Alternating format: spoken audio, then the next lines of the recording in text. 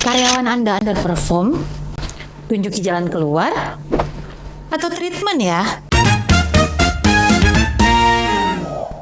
Pernahkah Anda merasa frustasi dengan seorang anggota tim yang terus-menerus tidak mencapai target? Atau mungkin Anda merasa bingung bagaimana cara membantu mereka untuk meningkatkan kinerja?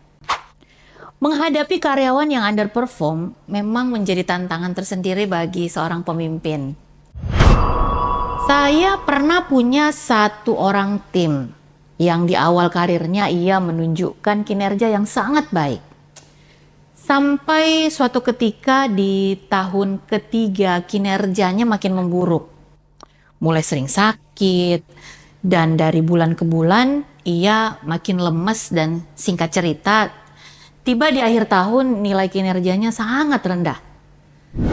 Kala itu saya punya pilihan, memutuskan hubungan kerja atau tetap melanjutkan dengan memberikan pembinaan sampai kinerjanya bisa membaik.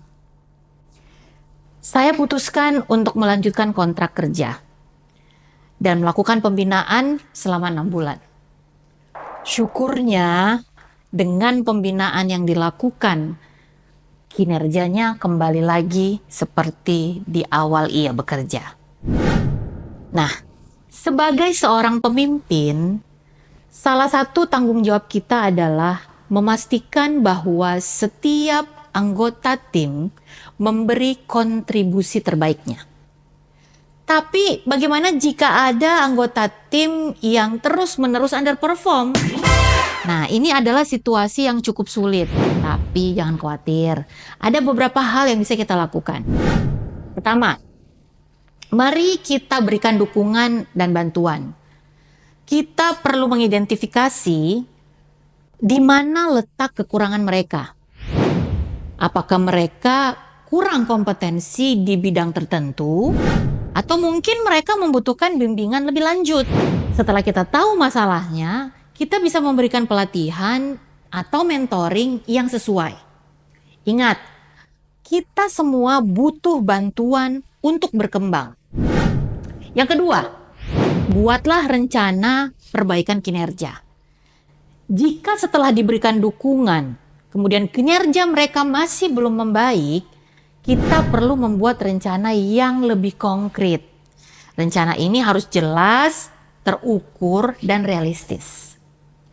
Kita juga perlu memantau kemajuan mereka secara berkala dan memberikan feedback yang konstruktif. Terakhir, jangan lupa untuk memberikan pengakuan. Ketika mereka berhasil mencapai target atau membuat kemajuan, jangan ragu untuk memberikan pujian. Pengakuan positif itu sangat penting untuk memotivasi mereka agar terus berusaha. Jadi, apa yang sudah Anda lakukan untuk mengatasi underperformance di tim Anda? Apakah Anda sudah mencoba strategi-strategi tadi? Ingat, setiap orang memiliki potensi untuk berkembang. Dengan dukungan dan bimbingan yang tepat, kita bisa membantu mereka mencapai potensi penuhnya. Penting untuk Anda ingat, setiap orang berbeda. Pendekatan yang berhasil untuk satu orang mungkin tidak berhasil untuk orang lain. Komunikasi yang terbuka. Jalin komunikasi yang terbuka dengan jujur dengan anggota tim yang underperform. Membantu seseorang untuk meningkatkan kinerja membutuhkan waktu dan kesabaran. Yuk teman-teman, mari kita sama-sama menciptakan lingkungan kerja yang positif dan produktif.